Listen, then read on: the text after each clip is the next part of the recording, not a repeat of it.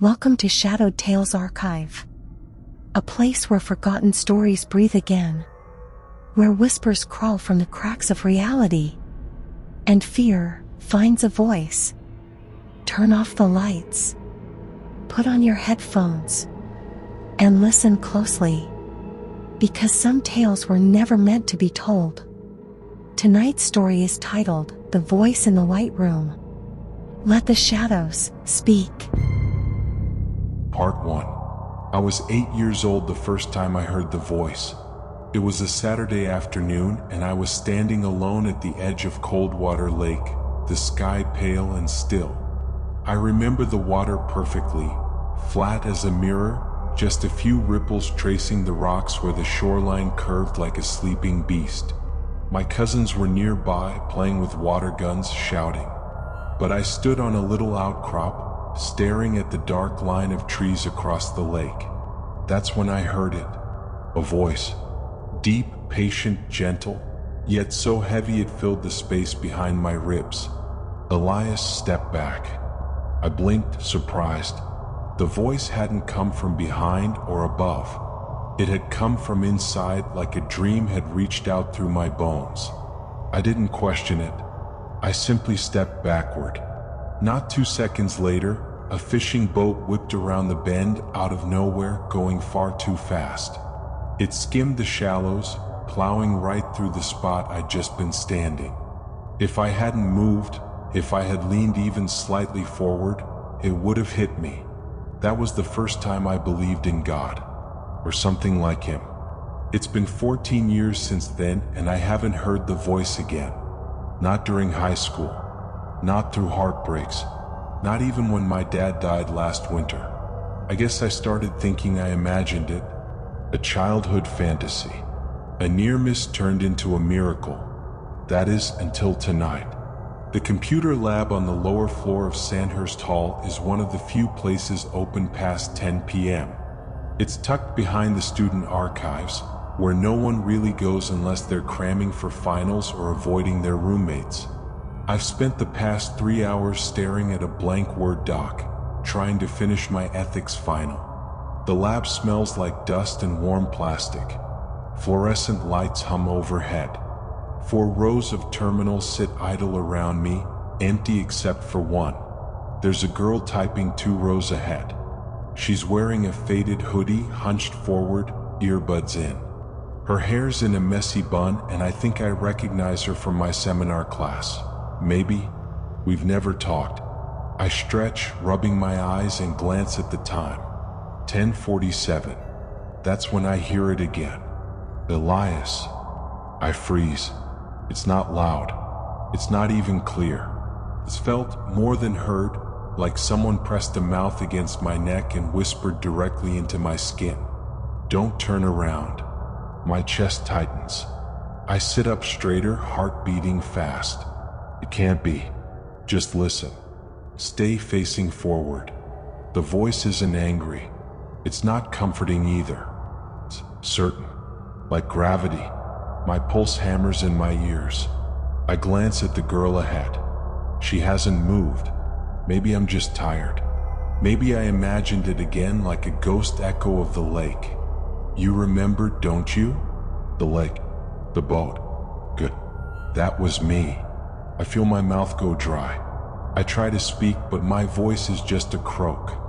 Why now? There's no answer. Not yet. The girl closes her laptop and starts packing up. I shift in my seat, not sure whether I should say something to her or not. I feel exposed somehow, like the lights are too bright or the air too still. My skin's prickling. She zips her backpack, slings it over her shoulder, and turns to leave. Then she pauses. Her eyes flick toward me. At first she just blinks. Then her expression changes, slowly, subtly. From neutral to puzzled to something like horror. She opens her mouth slightly as if to say something, but she doesn't.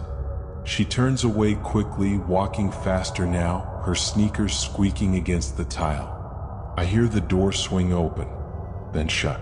I'm alone again. I grip the edges of the desk. She saw it too, the voice says. Come. Cool. But you didn't turn. That's good. I don't want to play games, I whisper. If this is God, then say it.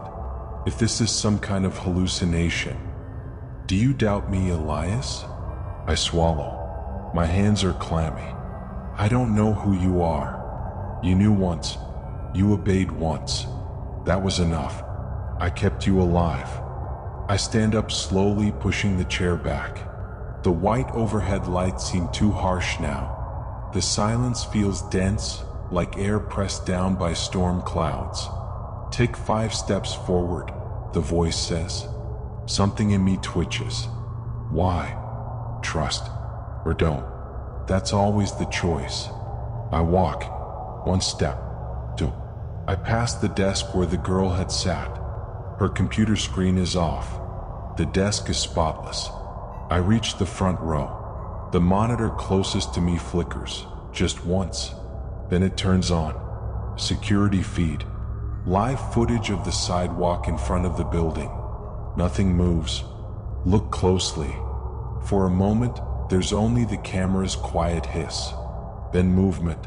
The girl, hoodie backpack, steps into frame. She's walking down the path past the lampposts. She's got her phone to her ear. Now, she stops. Not like she hears something, more like she senses something. She looks up, then slowly, very slowly, turns to face the camera. I step closer to the screen. Her face is pale. Then she does something strange. She lowers her phone, folds her hands in front of her, closes her eyes. A bright flash of headlights appears from the right, and then a blur, a crash. Her body disappears in a blink. Blood. Her phone lands several feet away, screen still glowing. My stomach lurches. I gag, stepping back from the screen. What the hell is this? Did I cause it? The voice says. Or did I allow it? I stare at the monitor, now frozen on the image of an empty street. Would it have changed anything if you warned her? If you'd said something? No, I didn't know. Exactly. I cover my face with both hands, shaking. That's the point, Elias. That's always the point. Part 2. I stumbled back toward my chair like it could protect me. My knees hit the edge and I dropped into it hard, heart pounding against my ribs like it wanted out. The girl, dead. Her body torn from frame in a blink, like she'd never existed at all. She had a choice, the voice said. She looked. She turned. I looked straight ahead at the blank monitor in front of me. The feed was gone. All the computers in the lab were dark again. I forced myself to breathe. In through the nose, out through the mouth, just like Dr. Bickley taught us in coping group last semester. This isn't real, I muttered. This is some kind of psychotic break. I'm tired. I'm overworked. My brain's snapping. You don't get to disbelieve just because it's uncomfortable. I flinched at the edge in the voice. The warmth was gone, replaced by something colder, sharper. You weren't hallucinating when I told you to move at the lake.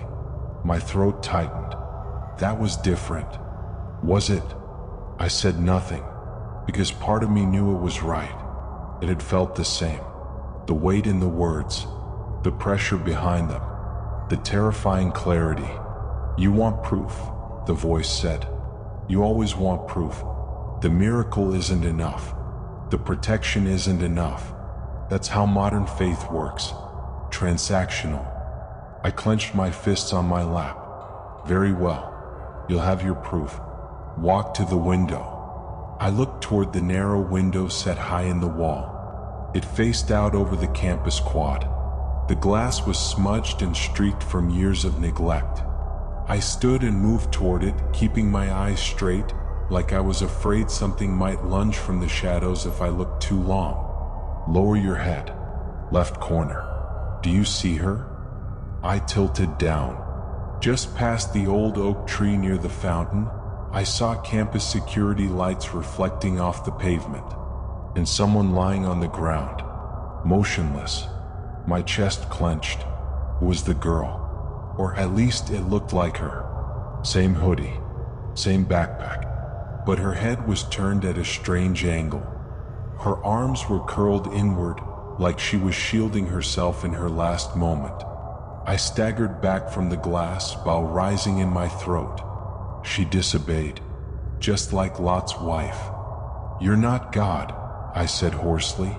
"You're something, pretending, manipulating me. I am what speaks to you in your silence. I am what calls to the part of you that never feels full. What difference does a name make?" The lights overhead buzzed louder. "You hide behind your doubt like it's armor, Elias. But you've always wanted to believe." "No. Yes. Because if I'm real, then your pain has meaning. Your father's death, your mother's drinking, your failure to keep anyone in your life. It all becomes part of a test." My hands trembled. "Without me, you're just random atoms trying to find patterns in the dark." I turned angry now. "Then why not show yourself? Why hide behind voices and riddles? Why the games?" "Because this is how truth is found. In fear, in obedience, in isolation." The lights blinked off for a moment. Just a flash, less than a second, but it was enough to change the air. When they came back on, the room felt different. Not colder, not warmer, just off, like the oxygen was wrong. I slowly backed toward my station. "You don't remember the second time I spoke to you, do you?" the voice asked. I paused. "There wasn't a second time. There was. You just didn't realize it. But you obeyed anyway." A flash of memory. Right. A car skidding across an intersection. My body swerving to the right for no reason. It had happened last winter. I thought I just reacted. Thought I'd been lucky. "I saved your life again. But you didn't thank me." I sank into the chair, sweat beading across my brow. "You think free will means doing what you want, but it means choosing whom you obey." I stared blankly at the screen in front of me. There is still time. You can learn. You can serve. You can understand. The mouse on the desk moved by itself. The screen flickered on. It wasn't a security feed this time. It was a web page, a news article. The title made my stomach drop. "Student death outside Sandhurst Hall. Campus shaken by tragic hit and run." My vision blurred. The article had already been written, as if it had happened hours ago. My university ID was even listed as a witness, Elias Monroe. I hadn't told anyone. No one had interviewed me. I hadn't left the building. "You see? You're part of it now." I stood up so fast the chair tipped over behind me. "You can still walk away, Elias, but you'll carry the silence with you. It won't stop. Leave me alone." "No." A loud bang sounded from the hallway beyond the lab. I froze. "Someone else is coming. Let's see what kind of man you really are." Part 3. The bang echoed through the hallway like a gunshot in a chapel. I held my breath, not because I was afraid of who or what was out there, but because I knew deep in my chest that whatever just entered wasn't ordinary. The door to the lab groaned open. I crouched behind the front row of computers, the overturned chair still lying behind me. My ears strained. One footstep, then another. Slow, measured, heavy enough that I could feel it in the floor. Whoever it was, they weren't running. "Be still," the voice whispered. "Watch." The figure walked past the first row. I peeked around the edge of the desk, my heart hammering like a trapped animal. It was a man. Late 30s, maybe early 40s. Not a student. Wearing a brown overcoat, his hair neatly combed. He held something in his hand, a folder or clipboard.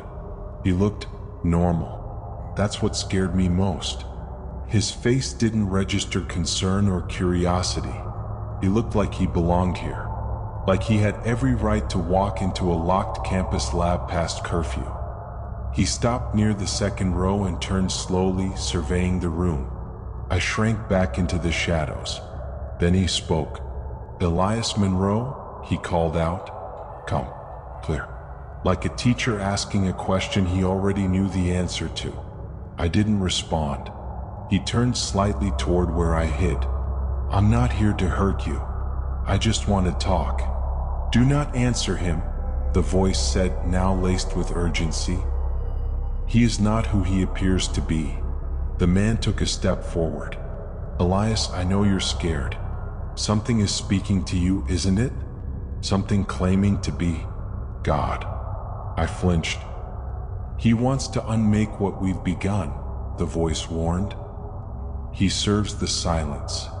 The man placed the folder gently on a desk and raised both hands slightly. "My name is Dr. Adrian Wells. I work with the Office of Spiritual Emergence at St. Catherine's Institute." I blinked. That name, it sounded vaguely familiar. Wells continued, slowly, deliberately. "We monitor cases like yours. People who begin hearing voices, seeing patterns, experiencing divine instruction." "Like a priest?" I asked before I could stop myself. He looked directly at me, not surprised, just sad. "No, Elias, not a priest, but I help people who think they've met one." "He wants to diagnose you," the voice hissed. "He'll strip away your purpose, sedate your soul, reduce you to chemical imbalance." Wells must have sensed my hesitation. "You're not crazy," he said. "At least not in the way you think. But you're vulnerable. Open. That makes you a target." My mouth was dry. Target for what? For entities that exploit belief. "Lies," the voice growled. "He fears faith, fears the power you are beginning to wield." I stood up slowly, the desk between us. "How do you even know my name?" Wells nodded toward the folder. "Your name showed up in our system. You've had incidents. The leg, the car accident. Your roommate last semester filed a concern when he found you talking to your ceiling at 3 a.m. That hit me like a slap. I wasn't. You were asking for guidance. I know. You weren't delusional, Elias. You were being groomed." I took a step back. The room swam. "Do not let him distort the truth. You felt me. You heard me. I protected you." My hand shook. My brain buzzed like a dying hard drive. "I don't know what's happening to me." Wells took a step closer, cautiously. "That voice, it gives you fear, then relief. Punishment, then forgiveness. It's an old tactic. A method used by oppressive spirits for centuries." "Enough," the voice thundered, now deeper, more forceful. "I offer salvation, Elias. He offers sedation. Choose." Suddenly, every monitor in the lab flickered on at once. Security footage, classrooms, hallways, parking lots, all of them empty except one. One screen showed my mother's living room. Her sitting on the couch, wrapped in a blanket, eyes closed. A wine glass on the floor beside her. A flickering lamp behind. "One call from me," the voice whispered, softer now, like honeyed poison, "and her heart will stop." I gasped. "Don't?" "Then listen." Wells looked at the screens, unnerved. "It's showing you pain. Emotional leverage. That's how it binds." The screen shifted. Now it showed me, sitting in the lab, looking pale, sick, weak. But standing behind me in that feed was a dark silhouette. No face, no mouth, just presence. "You are mine," the voice said. "You always have been, even before your name was written." Wells slammed his hand down on the power strip under the desk. The screens went dark in a pop of static. The silence was immediate, terrifying. Then, that was a mistake. The overhead lights dimmed to a flicker. The air turned thick like molasses. My ears popped. Wells grabbed my shoulder. "Come with me. Now." We rushed toward the door, the room behind us vibrating, the floor faintly humming with something deeper than electricity. "You think you can escape revelation?" the voice bellowed. The exit door jammed for a second. Wells rammed it with his shoulder. It burst open and we spilled into the hall, lungs gasping for real air. We didn't stop running until we reached the chapel across campus. Old stone walls, wooden pews, cold air. We collapsed into a pew, our breath clouding in the chill. "What the hell was that?" I asked. Wells looked at me, eyes dark. "That, Elias, was what happens when you answer the wrong voice too many times." Part 4.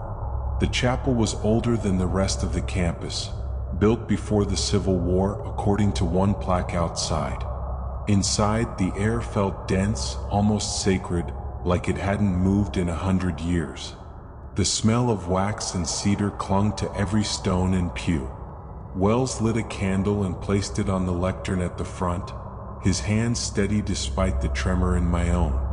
I sat hunched in the third pew, palms pressed between my knees, heart still thudding against my ribs.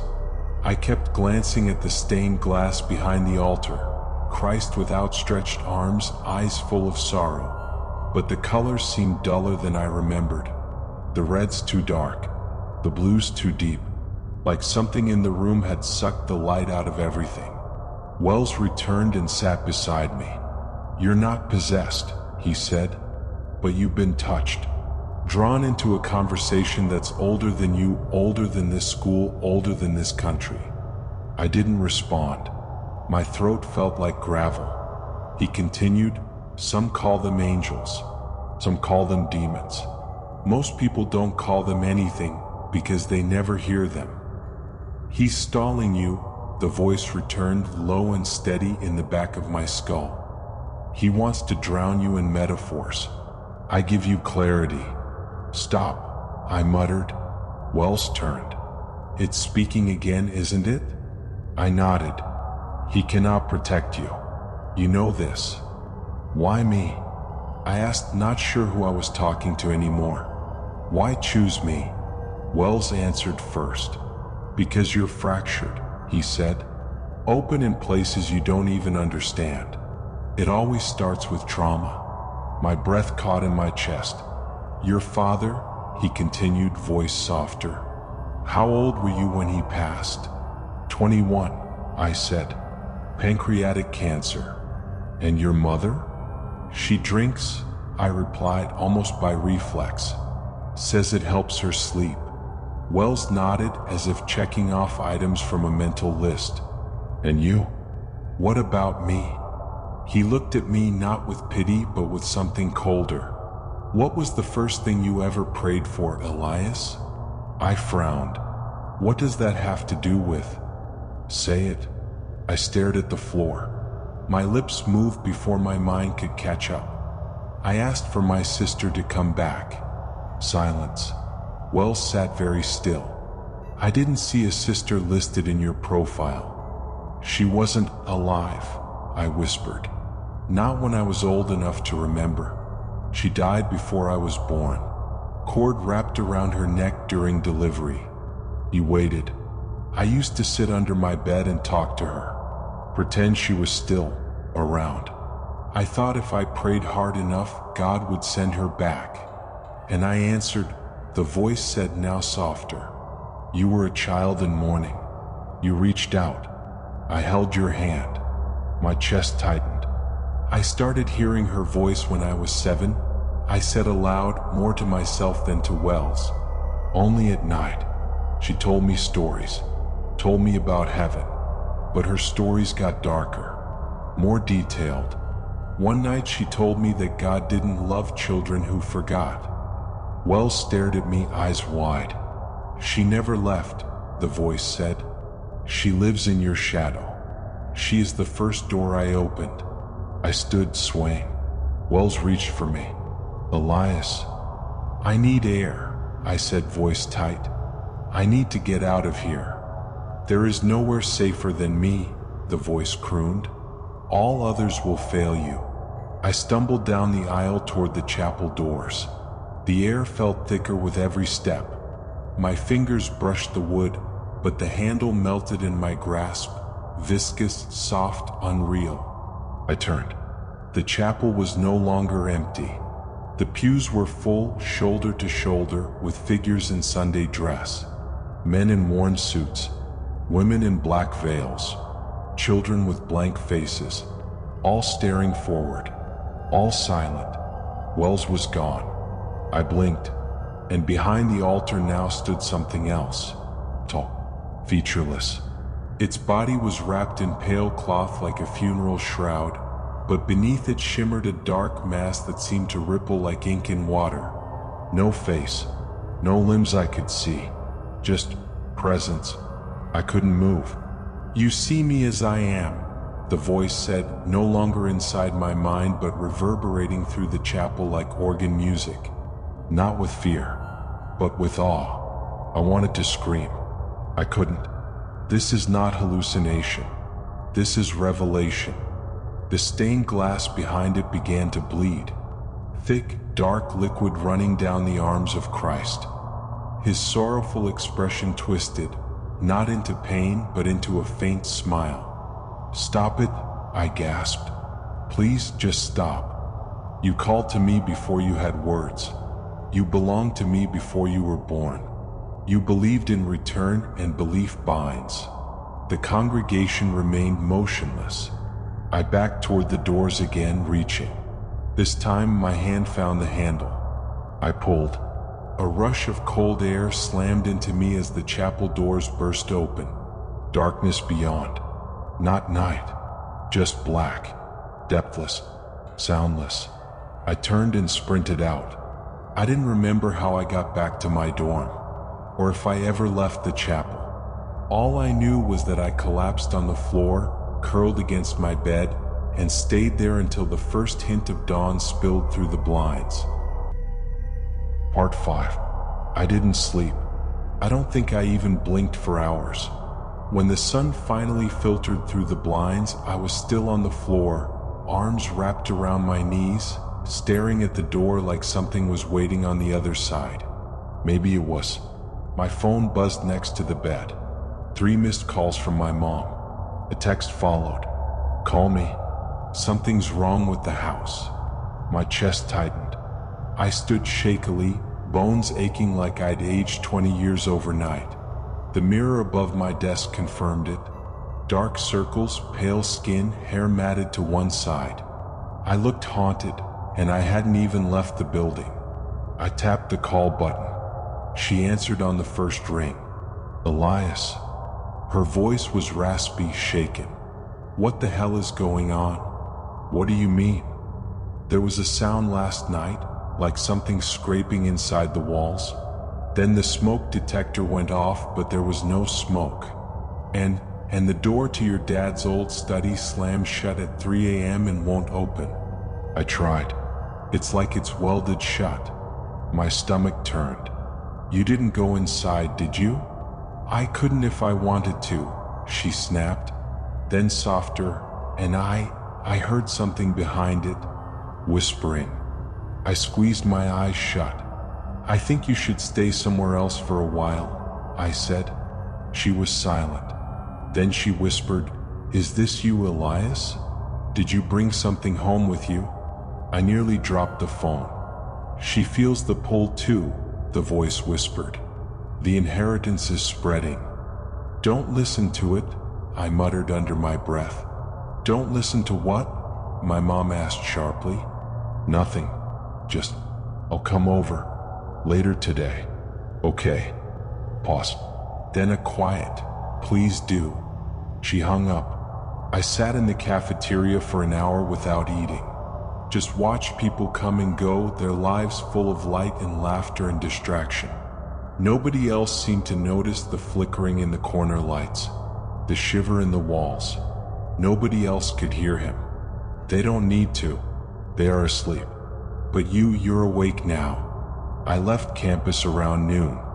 The bus ride home felt longer than usual, even though it was only 7 stops. Every bump, every shadow outside the window seemed deliberate, like the world was conspiring to trap me in this quiet unraveling. When I reached the house, my mom was on the porch, arms wrapped around herself like she was trying to stay warm even in the sunlight. She looked older, more fragile.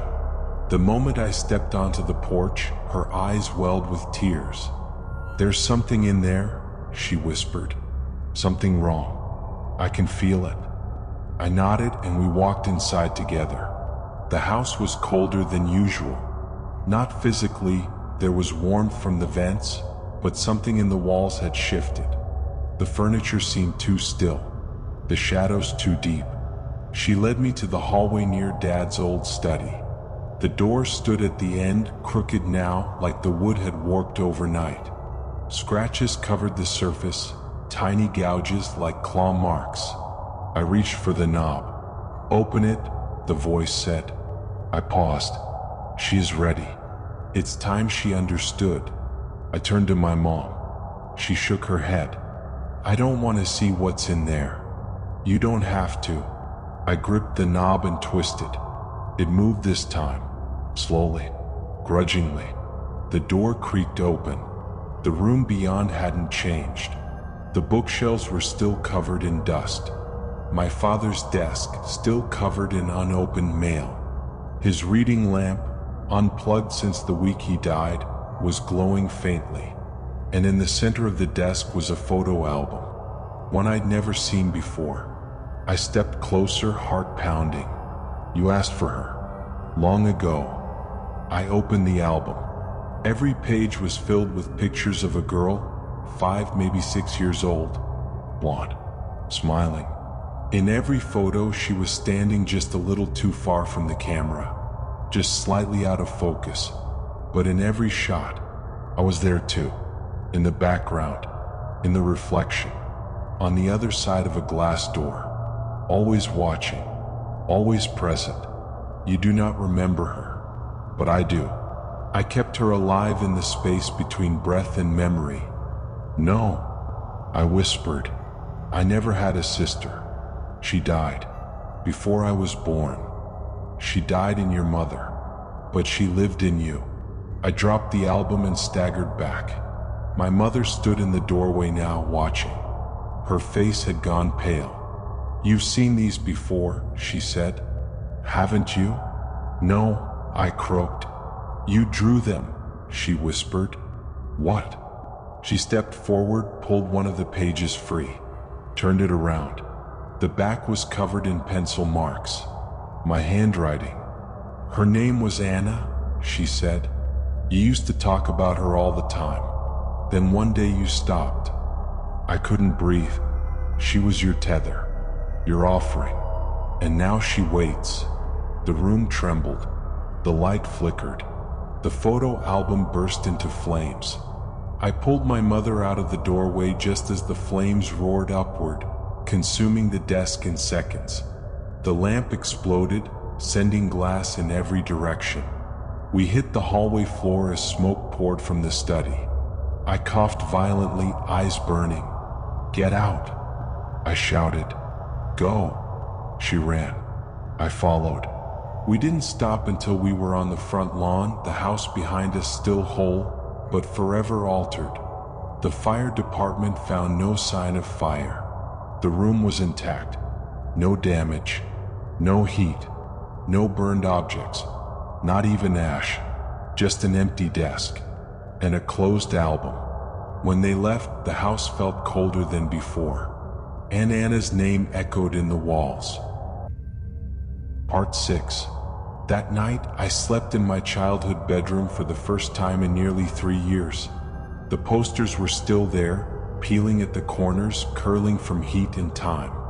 A dusty shelf of paperbacks I used to swear I'd finish one day. The closet door always cracked an inch because I hated how it looked closed. I stared at it for hours. I didn't want to blink, didn't want to dream, but I did. In the dream, I was back at the lake. Cold water. But everything was wrong. The trees weren't green, they were gray, leafless, twisted like veins under skin. The water was black glass. Anna stood at the shoreline. She wore a white dress, stained at the hem, and her hair hung wet and tangled over her face. She was humming something. I recognized it, an old lullaby my mother used to hum when she thought I was asleep. I stepped closer. She looked up. Her face was mine. No, not mine. A mirror of me at age 8. Same crooked tooth, same scar above the eyebrow, same heavy, searching eyes. "You called for me," she said without moving her lips. "You never stopped. You begged God to bring me back. So he did." The water at her feet began to rise, not as waves but as hands. Pale, thin, dripping hands pulling at her ankles, caressing her calves. But it wasn't God, Elias.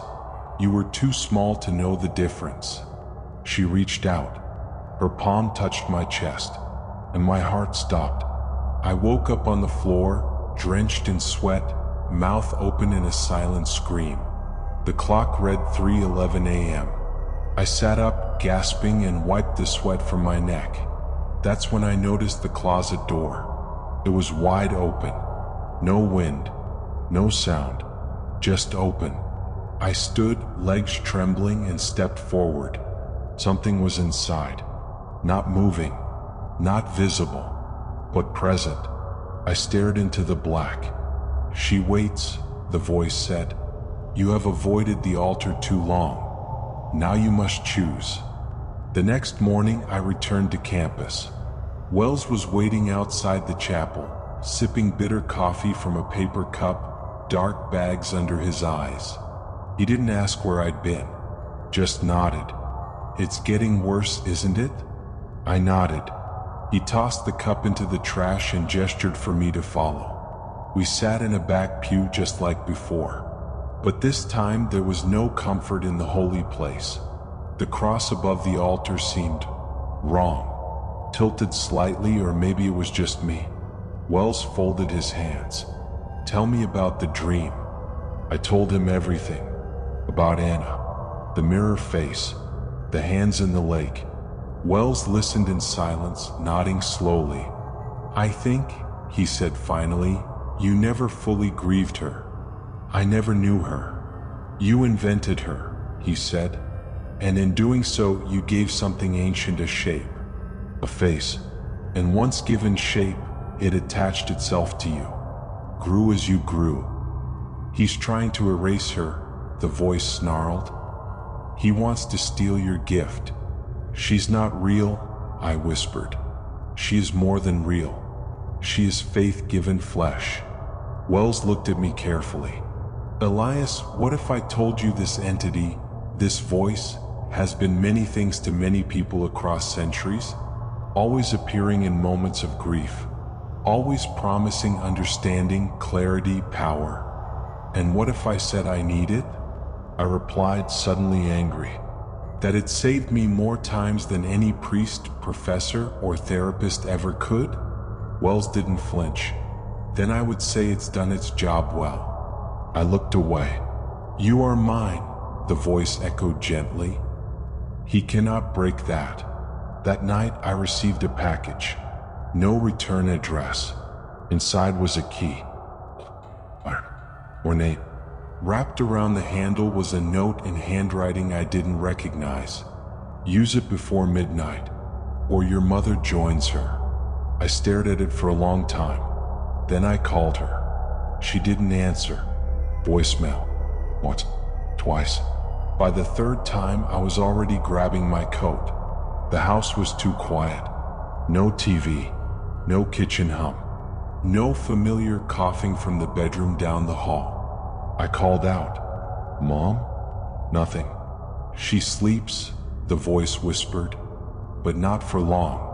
I clutched the key, unsure of what I was supposed to open. Then I saw it. A door where no door had ever been. At the end of the hallway past the kitchen. It looked ancient, like it had been built into the house before the drywall, before the foundation, like it was always meant to be there. I approached slowly. My fingers trembled as I raised the key. The lock clicked. The door creaked open. Cold air spilled out, musty and metallic. A stairwell descended into darkness. She's waiting. Make your offering. Take your place. I stood on the threshold, torn in half. Behind me, reason. Ahead, revelation. And down there, somewhere, her. Part 7. The stairwell smelled like iron and old stone. Not like anything in my childhood home. Not like would rot or mildew or dust. This was deeper, older, like the scent of blood in a church that had never seen sunlight. My foot touched the first step. The light above me flickered once, then died. I didn't turn back. The darkness ahead wasn't complete, just murky, like it pulsed in time with my heartbeat. I descended one step, then another. The old key still clutched tight in my hand like a relic. The walls narrowed as I moved deeper. The air pressed tighter. Somewhere far behind me, the house above was disappearing. I don't know how long I walked. The stairs eventually gave way to a corridor lined with stone. Symbols covered the walls, not painted but carved. Spirals, crosses, stars with too many points, circles inside eyes inside circles. Each one throbbed faintly. Then I saw the light. It came from a doorway ahead. Soft, golden, like candlelight flickering on wet stone. I stepped inside, and there she was, Anna, standing in the center of a circular chamber. She was no longer a child.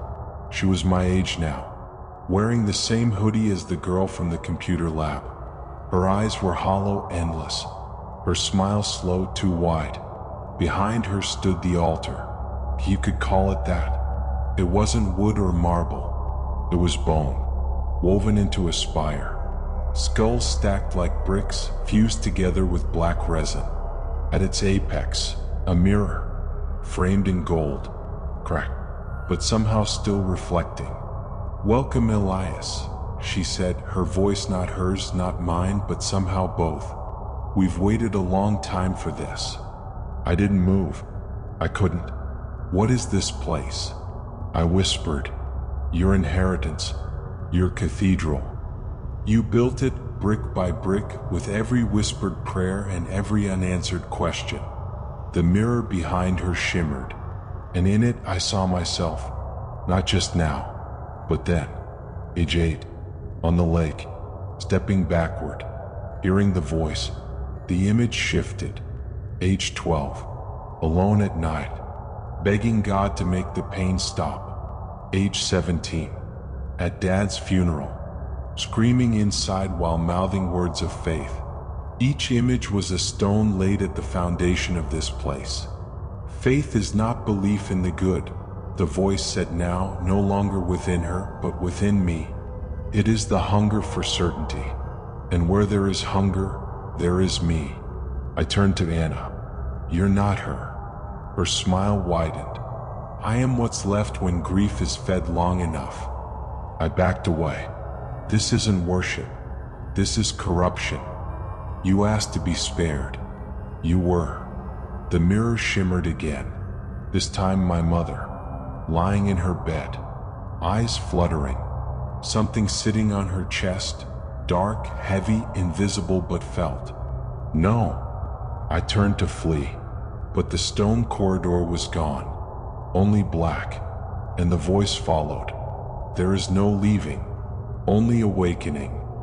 I awoke, on the chapel floor, alone. My hands were stained with ash. In them, charred remains of the iron key. I staggered to my feet, my clothes damp with sweat, my mouth full of the taste of salt and smoke. Wells stood near the altar, his face pale, eyes sunken. "You went too far," he said. "I saw her. She's not real." "She's more than real," I replied. His lips tightened. "Then it's almost time." I returned home that night. My mother greeted me at the door, confused.